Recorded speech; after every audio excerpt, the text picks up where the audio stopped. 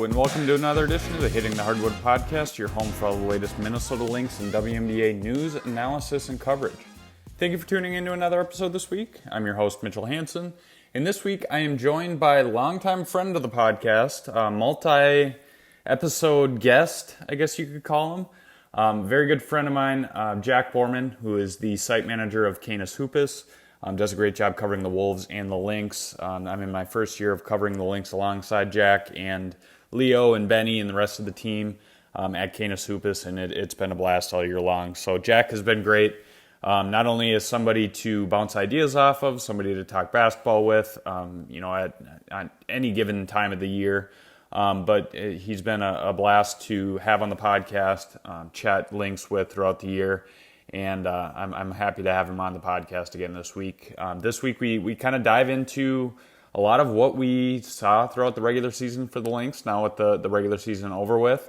And then we preview the playoffs. We preview the first round matchup against the Connecticut Sun coming up here this week, and what we could anticipate from that matchup, what Minnesota could do that they carried on through the regular season into the postseason, what they might be able to carry on into the postseason. And then we kind of dive into really everything else. I mean, we break down the team during the year, the matchups in the playoffs. We touch on the potential for the future again with this team. We answer questions that some of you submitted on social media, on Twitter, on Facebook, wherever that may be.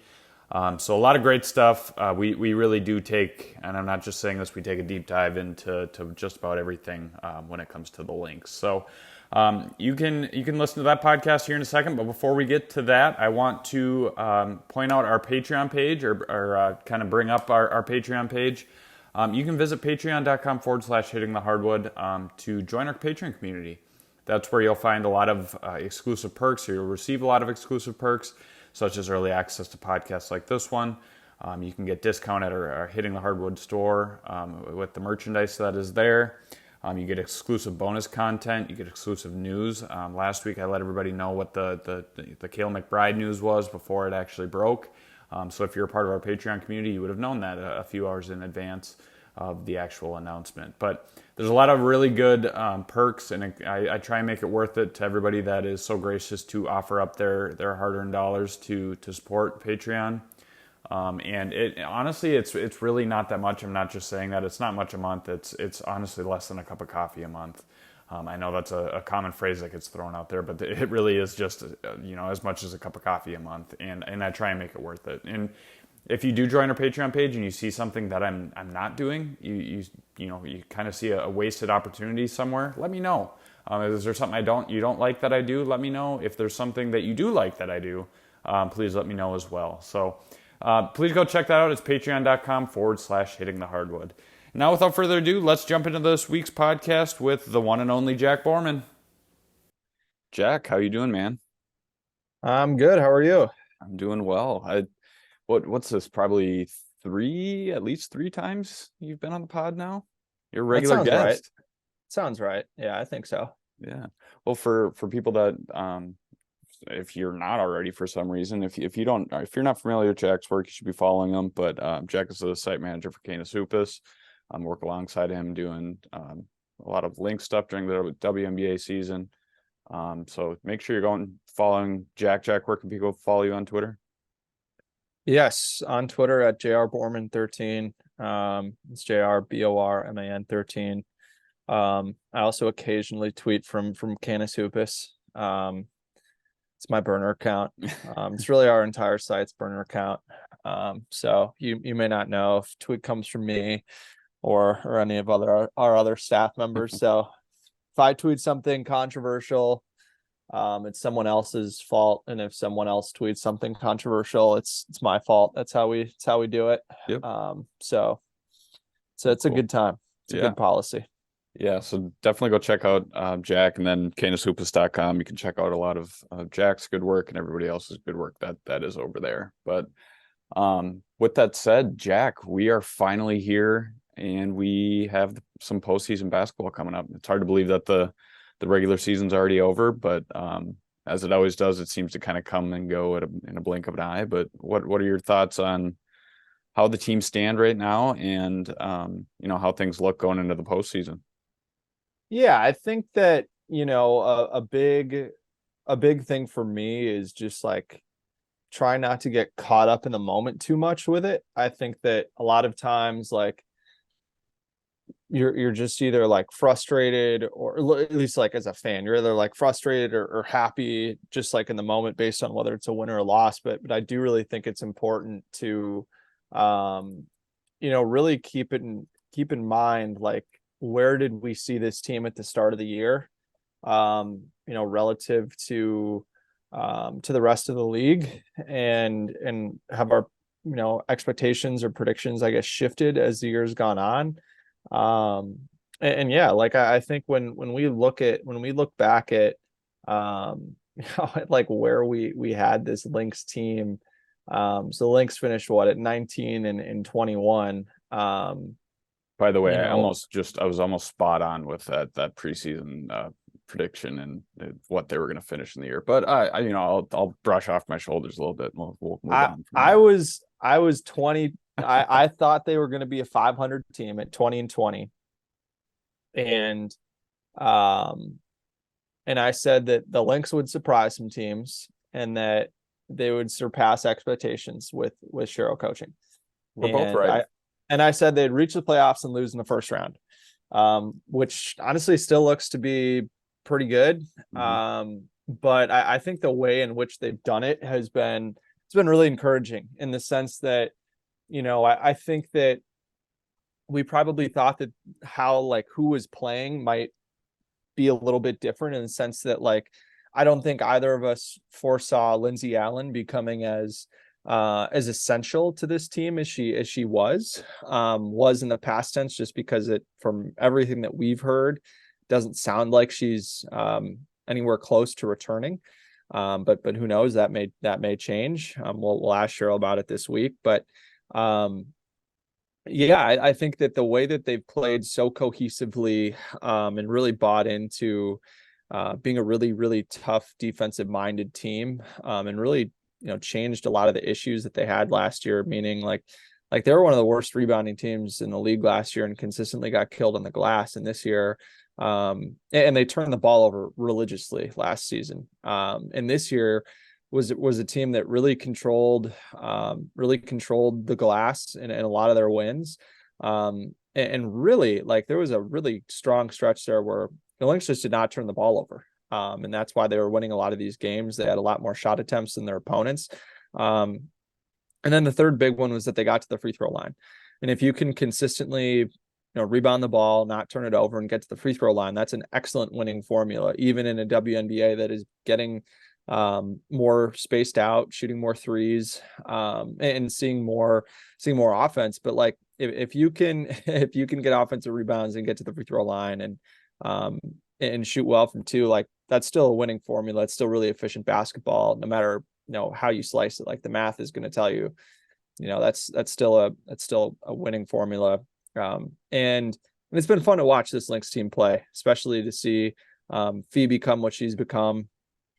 I can't sit here and honestly say that I thought Fee would solidify herself like far and away as one of the 5 best players in the WNBA. I did not see that coming.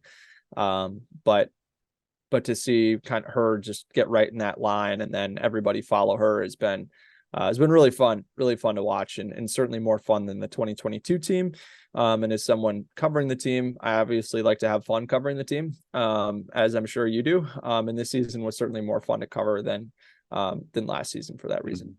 Yeah, it seems like, to your point, they're just in a better headspace right now. Sure. There's a better vibe around the team. There's just a better vision, which I think is a reason for a lot of it.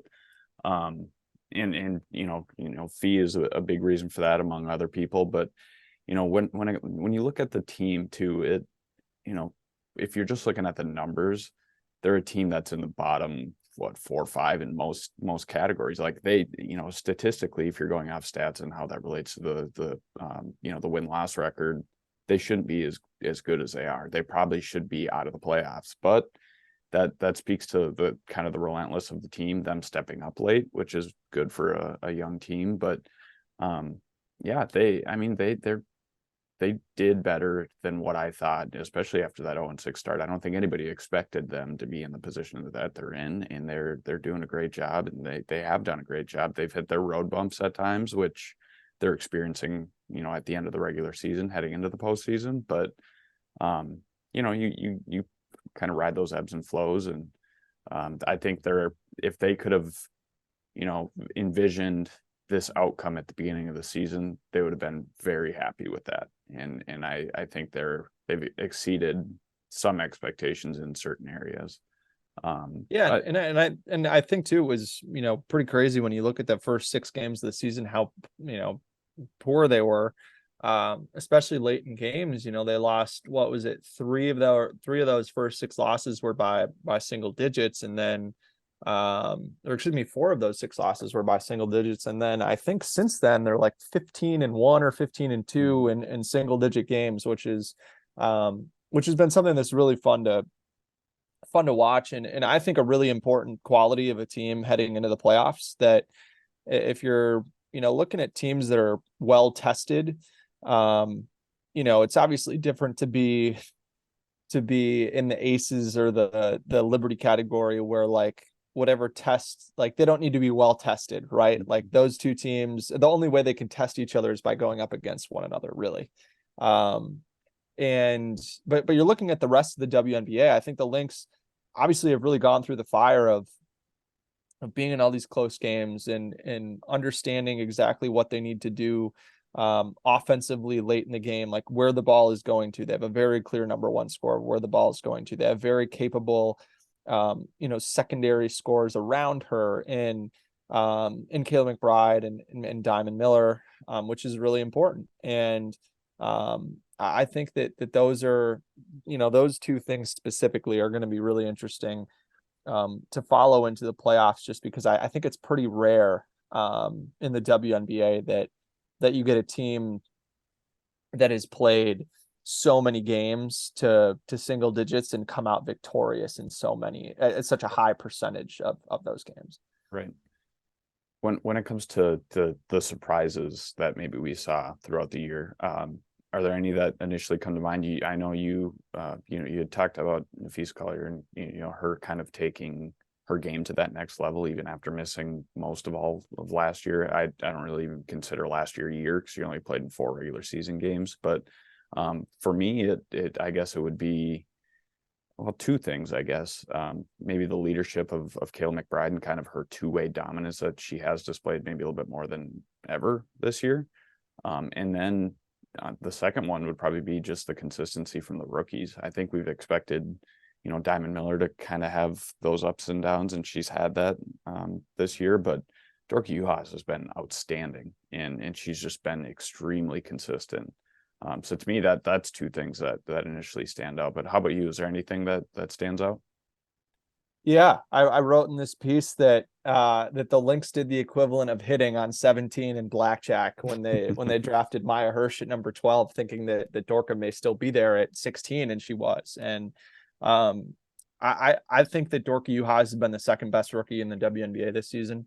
I think she's been more impactful than Diamond has, and that's not a slight at all to Diamond. Like you were just saying, I think that Diamond's year has gone as a lot of people expected to. Obviously, it was really unfortunate that she missed, 8 games or 9 games or whatever it was there with that ankle sprain. But Diamond herself said that being out gave her, important perspective of her game and where she fits into the team and things she needs to work on and basically just how to see the game a little bit differently. But with Dorka specifically, I mean, she's just become so important to everything that they do on both sides of the ball. She makes really, really good decisions with the ball in her hands as a playmaker. The amount of games that she's had 4, 5, 6 assists in a game has been excellent for a center and one not named Jess Shepard at that.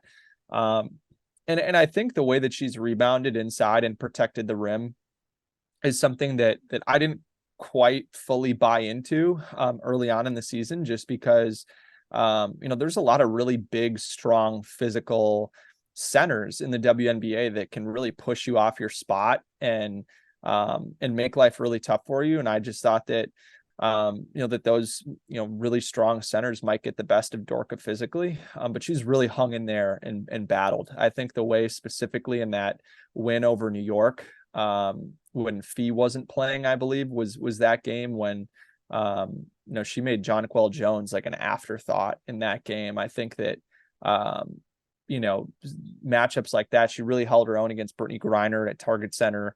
And when you're and she was really, really good early in the season too against Neko Gwumake. They played the Sparks, I think, like 3 times in 5 games or 6 games, and really just kind of got thrown into the fire with guarding all these all these superstar bigs, and really held her own and learned really quickly on the fly. I think that, in this Lynx defense, the center is undoubtedly the most important position in that defense, just with how they have to quarterback and call everything out and communicate and make sure everybody around them is rotating and switching and helping correctly. And she's just been so pivotal in that.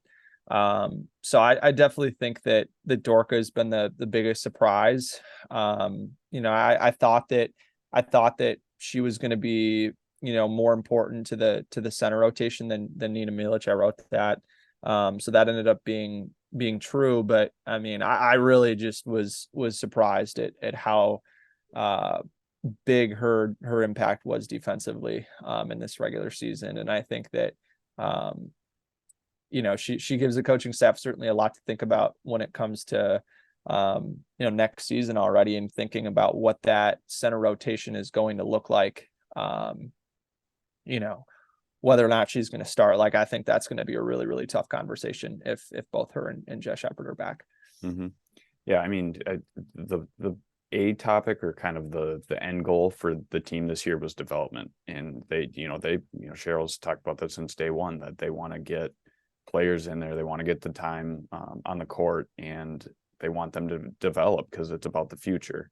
And that's exactly what's happened this year. Those 2 rookies have been in the starting lineup more often than not. Diamond Miller started in every game, with the exception of being out.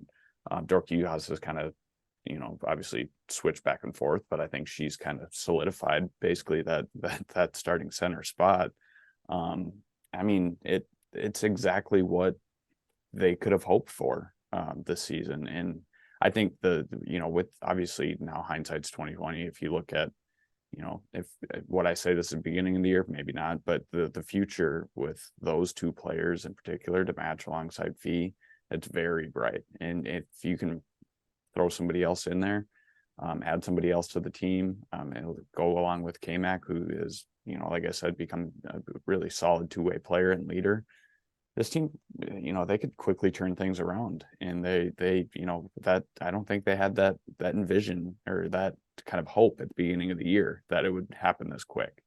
And that's been a testament to all the work that the coaching staff's done, and the quick learning of, everybody on the roster, and that's resulted in a turnaround as well. But that's going to have to continue too. I mean, right. with now you think about how many extensions have come across the wire here in the last 48 hours, 72 hours. I mean, McBride was the first one, Ariel Atkins was the first one, and then it was McBride, and now Jewel Lloyd and Kalia Copper and Benijah Laney, all 3 targets that everybody thought that would enter unrestricted free agency and and at least hear offers from other teams before potentially deciding to re-sign with their respective teams. None of them now are going to unrestricted free agency. So the Lynx are really going to have to hope that Diamond Miller really takes a huge step forward in her second year on both sides of the ball, if they want to make up for not being able to go star hunting in free agency. That might have to come in the trade market, but we'll see. So really fascinating development when you think about kind of, I guess, probably what they were planning for from a roster standpoint over the long view. But who knows? Maybe they're still ahead of schedule and they weren't initially planning on going star hunting this free agency, this coming free agency anyway. So it'd just be really interesting to see how that kind of development focus versus go out and try to accrue more talent will play out, independent of whatever happens in this playoffs here. On the flip side of things, have there been any to you disappointments that have taken place this year that maybe you had higher hopes for, at the beginning of the year or during the year? Yeah, I'd certainly say the aerial power situation was disappointing, just in the sense that last year and 2 years ago we saw aerial power's potential as a really important scorer for the team, and there were plenty of games where the Lynx needed more scoring. But then when they did put aerial powers in the game, sure, she scored. But if you wanted to do what we at Canis on the Wolves side of the house called the D'Angelo Russell tracker, where you then count how many points she's responsible for giving up, whether it's she gives up an offensive rebound and someone gets a putback or gets fouled, she falls asleep off ball and someone cuts for an easy basket, or she turns it over, or all these other things that have totally outweighed her scoring even when she's been on the floor this season. And then obviously there's the very public I guess disconnect between her and the coaching staff, where she is publicly during warmups at games telling fans to ask coach why she isn't playing, when Cheryl has been very blunt, saying players earn their minutes at practice, and the players who are playing on the floor have earned their minutes in practice, and all that stuff. I mean, it's just been I think kind of like the only, I guess, black cloud hanging over the team in a little bit. And it's really not that big of an issue, because I like there have been so many more bright spots to outweigh that. But I think that's just been like the only real downside. I think that you could also point out Jess Shepard, how often she's been in the lineup this season. But again, like that's just kind of how it's been with her since she's been in the league. And it's just a really unfortunate seeming reality at this point, because I think everybody really likes Jess as a teammate, as a player. She's her impact has been undeniable when she's been on the floor this season. But I think that's just something that everybody, myself included, can hope for moving forward, is that that she can stay healthy, just because when she has played, she's been really impactful and does a lot of things to open up this offense, especially for Fee. And I think her passing, getting her to be able to play with Diamond Miller a lot more, would have been really helpful for further development for Diamond, just as a cutter and a player off the ball. So that's something that I certainly hope to see more of next season. Yeah, I would agree that the AP situation is probably the top disappointment. I'd even pair the injuries of Lindsey Allen and Jess Shepard together, just because Lindsey Allen was playing, as we talked about earlier, she was playing awesome. Like she's taking over that starting position at the point. She's playing the best that she has in a Lynx uniform, and to see her go down for extended period of time is unfortunate. And then, like you said, with Jess Shepard, I think this was a year that everyone's like, okay, she's going to go into that starting role and we're going to see what we have. And unfortunately, as you mentioned, she's been out more than she's played. So those two things are definitely a disappointment. Everybody deals with injuries, but when it comes to the hopes of those two players and kind of what we've seen this year, it's kind of more of a disappointment than it normally would be to kind of see them go down. But yeah, I mean, it'll be interesting to see if I highly doubt it, but let's say Lindsey Allen is able to battle back in the opening round of the playoffs. You never know, or Jess Shepard. I mean, I don't think that we're going to see much of them, if them at all, but you never know what could happen, and everybody heals a little differently, so we never know. But kind of on that note, shifting towards the playoffs, as everybody knows by now, the Lynx have the 6th seed. They're going to be taking on the Connecticut Sun in the first round of the playoffs. Jack, what are you looking for in that series, and I guess what are you kind of looking forward to, I guess? Yeah, I think I'm really looking forward to what the Lynx's game plan is for Alyssa Thomas, in that she's so strong and gets anywhere she wants to go on the floor because she is so strong and so quick off the dribble. And just has such a good understanding of spacing on the floor and where she can get into these little openings in the defense and just kind of bide her time and wait in the weeds and then just kind of strike, where the ball just gets to her really quickly in these spots, and then she just makes really quick moves and scores or opens things up for her teammates. And I think because she is so physically strong that it can oftentimes take two defenders to deal with her inside. And then, if you want to bring two to her as a scorer, and then I think she ended up finishing as the leading assister in terms of total assists this season, maybe. I think Vandersloot won assists per game, but I don't think Sloot played as much as AT did. But anyways, like, I think it's kind of going to become like are you able to force her to be a scorer more than her playmaking? Like, I think that if the Lynx, obviously there's no stopping her, right? I think if you can choose whether you're taking away her playmaking or taking away her scoring, I think if you can take away what she does as a playmaker more so than what she does as a scorer, you're going to give yourself a better chance to win that game. The Lynx obviously have played Connecticut 3 times this season. They're 1-3 against the Sun in those games. And I really think that if you just want to go and look back at each of those 3 games and just see like, okay, what was Alyssa Thomas able to do in these games? The Lynx really, didn't do a good job of limiting what she does, especially as a passer. In the first game, it was just such a blowout because everybody was scoring with ease that she only had 2 dimes, but then over the next 2 games, she had 23 assists. And the Lynx won the second game, but that was mostly a byproduct of being able to slow down everybody else around her. Bonner had 31 in that win. And then Thomas had 17, Dejanay Carrington had 11, but then no one else was in double digits.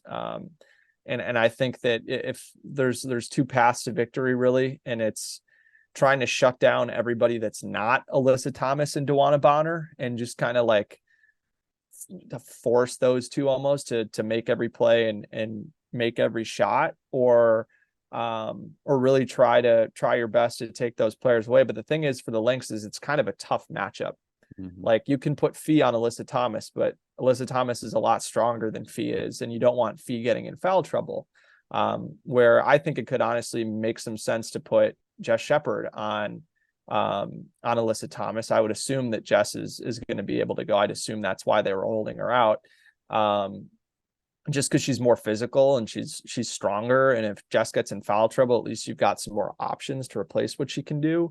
And then I'd personally put Fee on DeWanna Bonner, just because I think Fee's done pretty well with that Brianna Stewart assignment.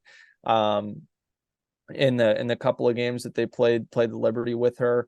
Not so much that last game, obviously, just because Stewie was unconscious and made literally everything. But yeah, I think putting Fee on DeWanna Bonner and just crowding her every single time she catches the ball would probably be what I do, and then have just a rotating stable of bodies that you can just throw at Alyssa Thomas to try to make her uncomfortable and give her different looks, and then let the cards fall where they may from there. So I'd really say it's just how they're going to defend each of those 2 players is going to be what I'm looking for most, because that tells me what the Lynx are prioritizing in the matchups. Mm-hmm. When it comes to like the Lynx side of things too, the thing that Connecticut hasn't just done it to Minnesota, but they've done it to every league this year or team this season, is they can turn you over early and often. They're a good defensive team. I think that's going to be, a big thing for Minnesota. That's been an Achilles heel for this team throughout the year, is not being able to, control the ball or hold on to the ball and give up, turnovers that end up hurting them on the other end. And that's something Connecticut does really well. So for me, that, especially without having a Lindsey Allen in the lineup, that's, that is tough to Lindsey Allen's obviously a player that doesn't turn the ball over that often or really at all. So, I mean, it's going to be interesting to see how Minnesota is able to take care of the ball. And if they're not, how much that hurts them on the other end. So I think Yeah, that oh, go ahead. no, I was going to say, I mean, they had 19 turnovers in the game that they won. Yeah, that's true. Which is crazy. I mean, it's a great point, the way that they just trap and throw so much pressure at people above the level of the screen. Yeah, it's going to be a very I think that's maybe one of the biggest things I'm focusing on when you're looking at the the kind of the little aspects of the game and everything that feeds into the ultimate outcome. Connecticut is, as you mentioned, they're talented in the post, so they're probably going to control the boards. So it's basically about just not shooting yourself in the foot and being able to do okay offensively to try and stick with them. And if they can do that, they're going to be in the game. But I mean, Connecticut is ultimately they're a tough team. They're a top 3 team for a reason. But if they had Bree Jones, man, this would be obviously that'd be even a tougher matchup. But they're good without Bree Jones. But if you had Bree Jones in that lineup, they would be scary. But yeah, and I think too, just kind of sticking with that as well. I mean, the thing with Connecticut is that their rotating cast has been so hit and miss this season. I think, like, when you look at the course of the whole season, they've been largely very good. When you look at Heidemann and Hayes and Ty Harris too, and Dejanay Carrington too, who was a 6th Woman of the Year candidate. It's just going to be really interesting to see who the Lynx prioritize in trying to slow them down, because the Sun have a team where any of those players I just mentioned can go for 20 points and an easy 20 points at that, whereas the Lynx just don't have that. And I think so much of what the Lynx do starts at the defensive end of the floor, and just being able to limit those players just to give yourself a chance to keep up with them scoring wise. Right.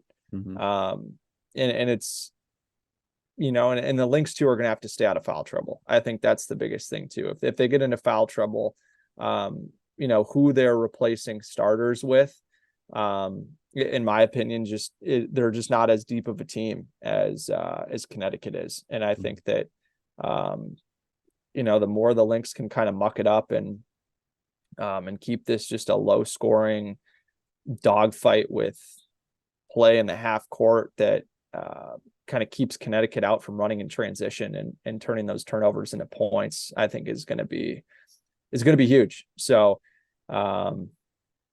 just every Lynx fan should be praying that Nafisa Collier and Diamond Miller and Cale McBride stay out of foul trouble, because the reality is like they can beat this team 2 out of 3 times.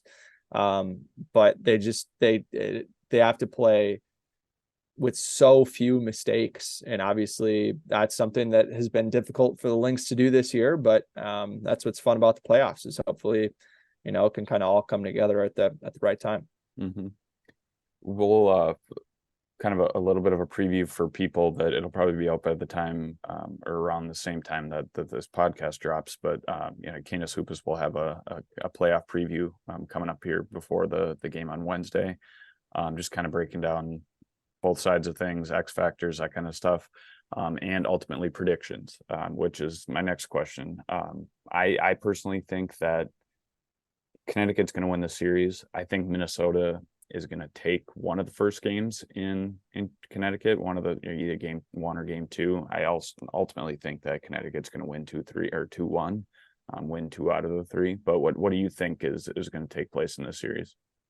I think the same thing is going to happen. And the reason for that is we just haven't seen the Lynx over the course of really the last month, all of August. They just haven't had any prolonged stretches of mistake-free basketball, where they really have done I haven't seen them really string together, 2 or 3 really, A grade performances. And that's what you're going to need to do if you want to win this series. And we haven't seen it done against lesser competition. So I don't know why it would be fair for us to expect that they would do it against even better competition in the Sun.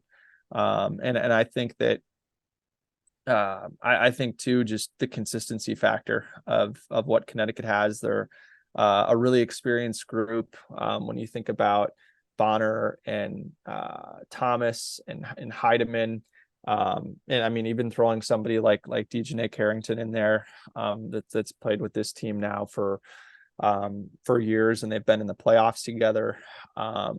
Whereas this Lynx team is still very much trying to find their way, and the Lynx playing with really big minutes with two rookies who obviously have never played in the playoffs, never played in a hostile playoff environment like Connecticut, I'm sure will be. I think it's just, it's just not fair to expect that team to win. And if they end up winning, awesome. I'd love to be wrong. It'd be awesome to see this team come through on that stage. But it's just, again, it's like, and Cheryl would tell you, like, if you're not doing it in practice, why are you going to, how can you expect to do it in a game? And if you're not consistently doing it in a game, how can you consistently do it in the playoffs for a whole series?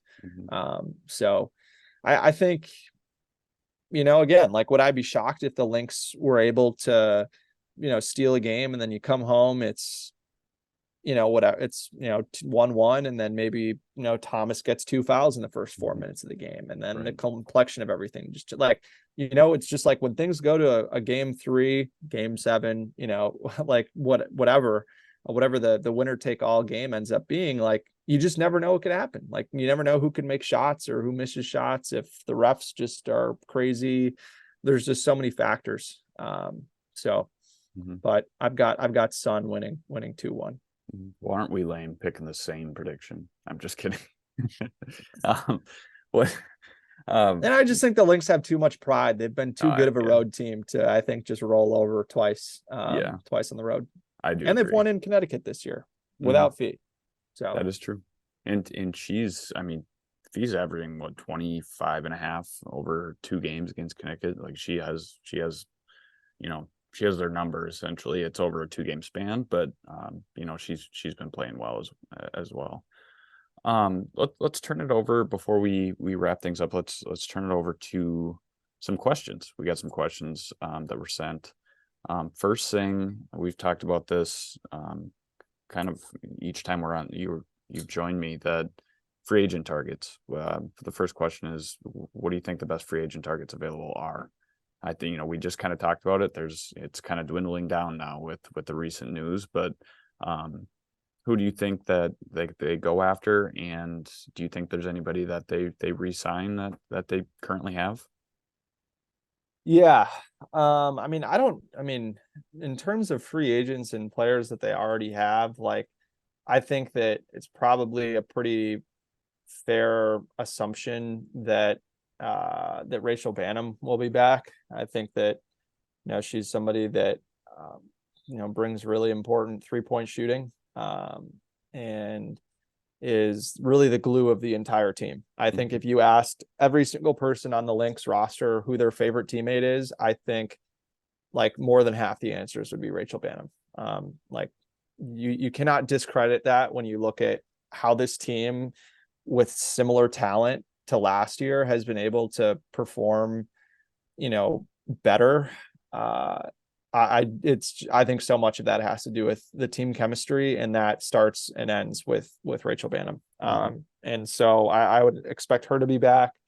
Again, like, I'd expect Lindsay Allen to be back now that there are, so few like star options available at guard out there. I'd expect Lindsay to be back. And then I'd also expect Bridget Carlton to be back. Again, another person on the team who you ask everybody who their favorite teammate is, like, there are going to be people that would say Bridget Carlton too. And the Lynx have played really well when Carlton gets extended minutes. And again, another person who can provide, really timely 3-point shooting that's been important for this team, and somebody who, really understands what Cheryl likes to do, and is always in the right spot. But as for free agents now that that they could go after. It's kind of slim pickings, to be honest. I mean, I wouldn't be surprised if they tried to go after somebody like a Natasha Cloud. I haven't seen that she's signed a contract extension anywhere, but she's that type of fiery two-way guard that I'm sure Cheryl would love to have. You also think about the fact that this team needs more shooting. So somebody like Beck Allen from Connecticut is somebody that that is a name that comes to mind in terms of the way that she's able to shoot off movement and stretch a defense out. And then, if you want to look at, additional depth beyond that, I mean, it just gets, there's just not a whole lot of options out there. I think like, and especially players that may have been kind of under the radar, that now aren't like a Jordan Canada. Like I think there's probably like no chance that she doesn't end up going back to the Sparks after the season that she's had there. Then you look at, a restricted free agent potentially who could get priced out, like Maureen Johannes, from the Liberty, I think is a player that it could get priced out with them having to re-sign, I believe, John Quell and Stewie and Laney. I think the expectation is that Courtney Vandersloot is going to retire after this season. And that's probably a big reason why Laney is already signed a contract extension. Like there just aren't a whole lot of options out there. I mean, you look at someone like Diamond DeShields is a bigger name, but again, like not somebody that has been able to stay healthy. I mean, Alana Smith is a really versatile forward for Chicago. That is a player that I think would fit really, really well with what the Lynx like to do. But again, probably somebody that the Sky, who have a lot of cap space, are going to be interested in re-signing this season. So it's, I also wouldn't be surprised if the Lynx kind of did something like they initially did with Milic, where there's a player overseas that hasn't been in the WNBA that they try to go after that none of us have heard of before. Again, that's something that, I again look at the Lynx. They went after Maya Hirsch in the draft this past year, player that not really anybody outside of the diehard draft people had really heard much about, but really rose quickly, and something that, and the Lynx have always played in that international market, under Cheryl Reeve. So that's also something that I'd keep in mind. I don't know. Do you have any names beyond that? I was initially just kind of thinking, now that it dwindled down, I was, Courtney Williams is kind of an intriguing option to me as well. She is that fiery kind of two-way player, but she can do a little bit of everything. And she's kind of established or been that type of player for Chicago this year. I don't know if they can, they keep her. You mentioned they do have a lot of money, but if she does hit the market, I think that's something I would maybe look at, because she can kind of play multiple positions too, and she can be flexible as well. But that's just one player that initially, outside of the ones that you mentioned, that comes to mind for me. And she's also that veteran presence as well. But I don't know. It all depends on personality fit, scheme fit, player fit, all of the above. So it'll be interesting to see, but it's starting to dwindle down very fast. That's for sure. But yeah, no kidding. I think too, it'll just be interesting to see what these teams that don't have a lot of cap space do in terms of prioritizing which players are going to come back. Cause I just think the WNBA is a league where you see players taking pay cuts all the time. And you just wonder like how long some of these teams can expect players to continue to do that without winning titles. So yeah, exactly. Well, we'll go to the next question. This one's from Nathan on Twitter. He said, do you have any insights or feelings on the morale or cohesion of the team? I see and hear a lot about how there's dysfunction in the locker room between the players and coaches. To me, I would say that it's almost the exact opposite. I mean, with specific players, there's definitely, some tension or, rifts between players and coaches. You have that with any team, but I would say that this team's very close and the cohesion is is great, and that's why they've been playing so well together. What are your take, or what is your take on that, Jack? Yeah, I mean, I think it was rife with that last season. But I also think that there was this like huge overhang of we got to do this for Sil, and that still was like this larger than life figure that was universally adored, and everybody wanted to do it for her so badly. And there was just this mounting pressure on everybody, I think, that they just didn't want that day where Sil was going to be done playing to come. And and it just wasn't a team that fit super well on the court last year either. And the Lynx really this season prioritized like getting people, not just players, but people that they thought would really fit with this locker room. And that's exactly what has happened this year. Like Tiffany Mitchell is fit in really, really well with this group. I know she's really, really well liked. Within the locker room, everybody loves Dorka and Diamond. Like Diamond's personality is like continuously something that everybody on this team raves about. And they both work incredibly hard. And yeah, I really haven't heard much of anything in terms of like players complaining about playing time outside of like Powers, but that's again like been very public. And I just think it's a bunch of people who really, really enjoy being around one. Like you've heard Kayla McBride talk at length about how much she loves everybody on this team, loves playing for Cheryl, loves the culture and the community, and going to work every day with these people. Like she did not say that last year. She said that she cared a lot about the Minnesota Lynx culture and trying to uphold that from, years past when they had all the legends. And she talked about it a lot in 2021 when Fee was around. And they just had a better team. And you didn't hear that last year, and you're hearing it again this year. And that's because everybody loves playing with each other. And I really don't think there have been a lot of like, hey, what about me? Going on in that locker room. I know a lot of teams sometimes talk about the we over me stuff and how it's all about the team and not personality wise. And a lot of times that's talk. It's kind of a public face, but I genuinely think that this team believes that and they buy into that. And that's something that goes a long way, especially with a young team. There's somebody that like you said, Kayla McBride has talked about it at length of, she doesn't care how she does on any given night. She just wants to win the dang game. And that goes a long ways. Anybody on this team can step up and nobody else even thinks twice about it. And that, having those relationships and that cohesiveness, that chemistry, that, whatever you want to call it is very important, especially when you're trying to build a foundation. That's something that's, goes a long way. And I guess I haven't really heard too much of people being upset or, like you said, playing time, and that's usually the biggest thing is playing time. But outside of, I guess, maybe the power situation, it's been smooth sailing this year. And I think this team hangs out with each other more than a lot more than the average WNBA team does. Yeah.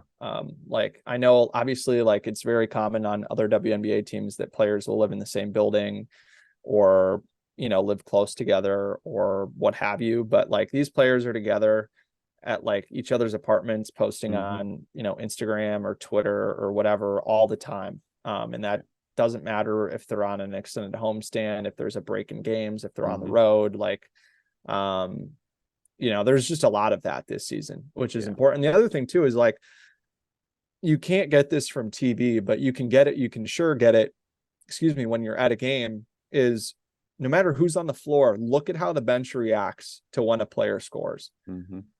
I think that there has been equal opportunity cheering on the bench. And what I mean by that is like, it doesn't matter if Fee scores or if Lindsay Allen scores or if Tiffany Mitchell scores or Rachel Banham or Bridget Carlton or Milich or Dork, whoever.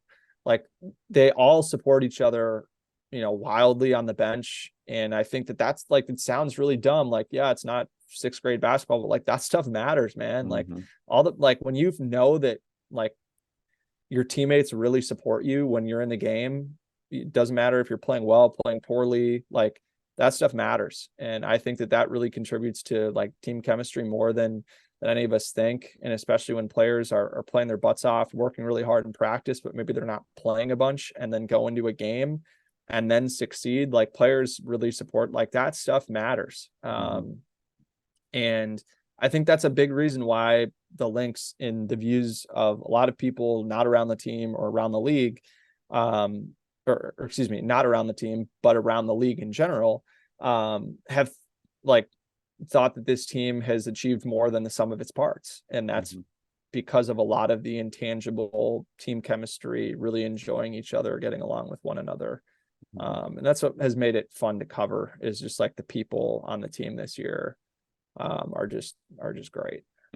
Yeah, I agree. And that's why like a player like a Rachel Banham is so key to this team, because she, like you said earlier, she's the glue.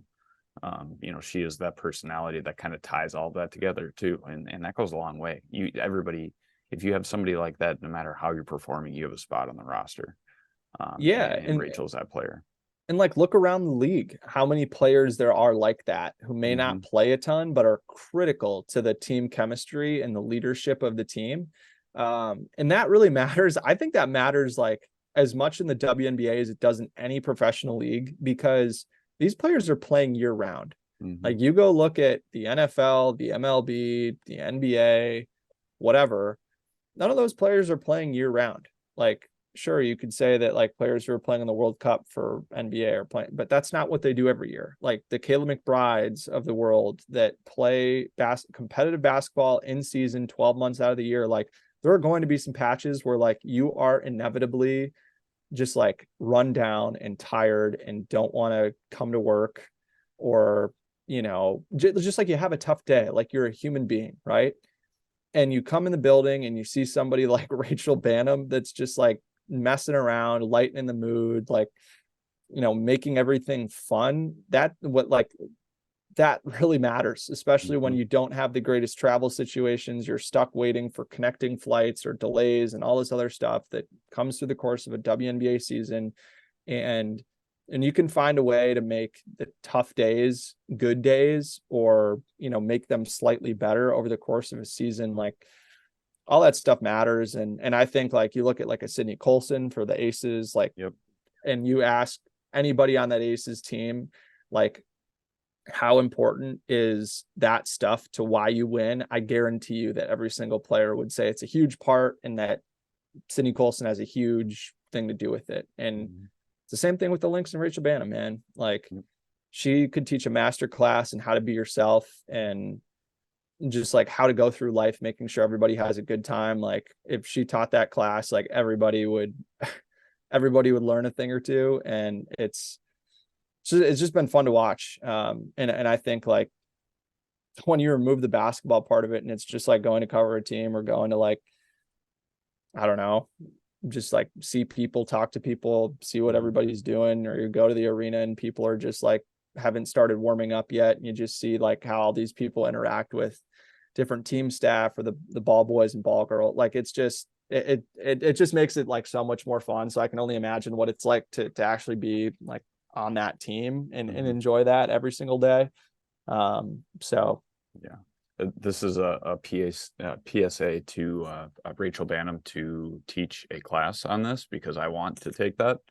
And I will be one of the first people to sign up if that's ever the case. So I'll go back to school to take that class if need be. Final question we have is from Tarika Foster Brasby from ESPN, who was on the podcast a little bit earlier in the season. She asked about she's awesome. She is awesome. She's great. Her and LaChina Robinson doing their Around the Rim show is phenomenal, as well as just Tarika's coverage of the league and everything in between. It's great. She asked about an update on Lindsey Allen. We had talked about that a little bit. Initially, it was a 4 to 6 week timeline. She was injured. What she played, her last game was August 10th. So I guess she's coming up on maybe around that 4 week timeline. I don't anticipate her especially after getting that recent update of her remaining in a cast, I don't think that, I don't know. I don't want to assume because we haven't heard anything official, but I would, imagine she's probably out at least for this first round. Maybe she's getting closer to coming back, but I just don't see it.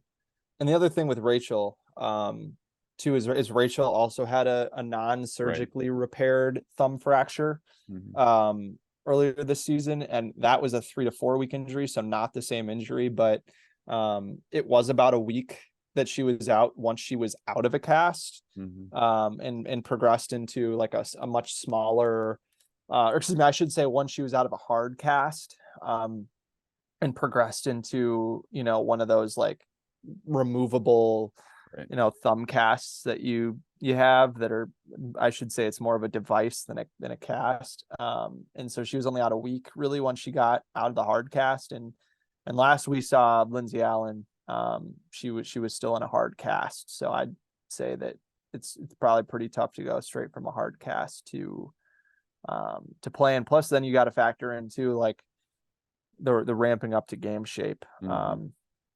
So I would be pretty shocked if she played in any of these games.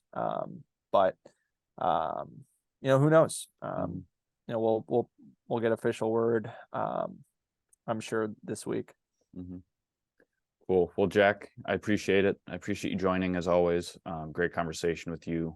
We'll have plenty of, as I said, coverage at Canis Hoopus, canishoopus.com, throughout the playoffs, leading up to the playoffs, during, and then I'm sure afterwards, whenever that may be, we'll have some stuff as well. So appreciate you joining, and let's get this postseason underway.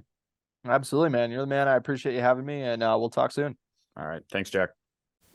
Thank you once again to Jack for joining the podcast this week. As I say every time when Jack is on, or when I'm just talking to him in general, it's always great chatting with him. Always great talking Lynx. He's very knowledgeable of the Lynx, as you can tell. He really breaks down this team in every aspect, statistic-wise, or just through the eye test, or personnel-wise, or chemistry-wise, everything. So Jack is great, and I really do appreciate him joining. We'll definitely have him on again, and either this season or definitely in the off season leading up to next season as well. I also want to give a shout out to Jeremy Rushing. Jeremy does a great job in the back end of the podcast, making this sound great every week, making sure that I sound less crazy than I actually am. So I appreciate Jeremy for doing everything he does in the back end of this podcast, producing it, making sure it gets out in a timely fashion. Making it sound good, as I said. Jeremy does a lot of great stuff, and I appreciate all of his work for Hitting the Hardwood.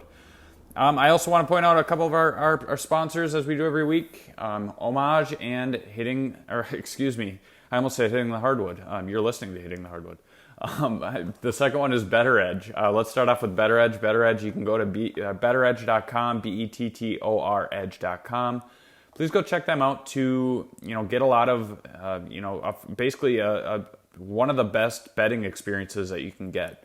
Betteredge.com/links. If you go to that URL or that link, you'll be able to get $20 in free play when you use the promo code LYNX. That's LYNX if you're a first-time user. If you go to Better Edge, you'll be able to bet against people like me, do competitions. As the playoffs start coming up, I'll be doing pick'em competitions, other competitions. You can bet against me, you can bet against yourself, you can bet against friends, you can bet against whoever else you want. And you're supporting local. Better Edge is a Minneapolis-based company, and they do a lot of great work in the community, partnering with other people. And, I'm a little biased, but they do also partner with something called Hitting the Hardwood. So I appreciate those guys. They're great. We deal with Greg all the time, and Greg has been phenomenal. So I appreciate all the guys at Better Edge. Please go check them out, betteredge.com, BETTOR edge.com. Second one is Homage. As I mentioned in the past, Homage does a lot of great vintage gear, a lot of great vintage clothing. They do a lot of good WNBA gear as well, Lynx stuff. If you go visit their WNBA page and their teams within the WNBA pages, you'll find some Lynx gear. I have the hoodie and the t-shirt, the blue hoodie and the blue t-shirt. I love them both. I also have the charcoal or dark kind of black WNBA shirt. Very comfy shirt as well. I no joke, wear it all the time. I'm wearing it right now as I'm recording this podcast, more than my WNBA shirt. So please go check them out. It's Homage, HOMAGE.com. A lot of great stuff, a lot of great gear. and it's definitely worth checking out. I know I will be buying some more stuff here in the future. So thank you to Homage and Better Edge, and I also thank you to you, the listeners, for listening throughout the regular season. As I mentioned, the regular season is now over. The Minnesota Lynx have the number 6 seed. If you would have told me at the beginning of the year that the Lynx would be a playoff team or have the number 6 seed threatening as high as the 4 seed at one point, they were in the 5th spot, I would have probably told you that you were nuts. And, and that's saying, I at the beginning of the year, I predicted that this team would finish 18-22. So, I mean, I kind of right along that 19-21. I anticipated this team to perform like this, but after they started the way they did, I had my doubts, and I did not think that they were going to, bounce back the way that they have. So this team has played really well at times, and it's played, kind of bad at times, and it's been an up and down season. But hey, you reach playoffs, you give yourself a chance, and that's all you can hope for. So Minnesota will begin the best of 3 first round. The first 2 games will be in Connecticut. First game on Wednesday will be in Connecticut, Sunday in Connecticut, and then on September 20th, winner-take-all game 3 will be back in Minneapolis at Target Center if it reaches to that point. So it'll be an interesting series. The winner of that advances to the semifinal round, where it'll be a best-of-5 series before reaching the WNBA Finals, which is also a best-of-5 series. So we're getting there. We're getting to the most exciting time of the year. Playoffs are starting. As you're listening to this podcast, it'll be a day maybe if you're listening to it on Tuesday as it drops. Otherwise, at some point in the year, the playoffs will be underway. But we're days away or underway with the postseason. So it's a very exciting time. Very exciting for the Lynx. Very exciting for the fans. And as I said, it's one of my personal favorite times of the year. So I hope you enjoy it. I hope you enjoyed this podcast. I hope you enjoy watching basketball. I hope you enjoyed the regular season as it now is over with. And there's a lot to be happy about, and to also want to shore up when it comes to the Minnesota Lynx beyond this season. But before we can get to that point, we got to finish up the postseason and finish out the playoffs. So we're here. We're here for the playoffs. It's hard to believe that they're here already. It feels like the season just started back in May. But we're here, and I hope you have a great time. Hope you enjoy it. Soak it all in. Enjoy basketball. It's the greatest time of the year. So thank you for listening once again. Enjoy all the basketball that is going to take place and will be taking place and has taken place and everything in between. So as you can tell, I'm giddy just thinking about it. So thank you all for listening again. I will talk to you all next Tuesday. Have a great week.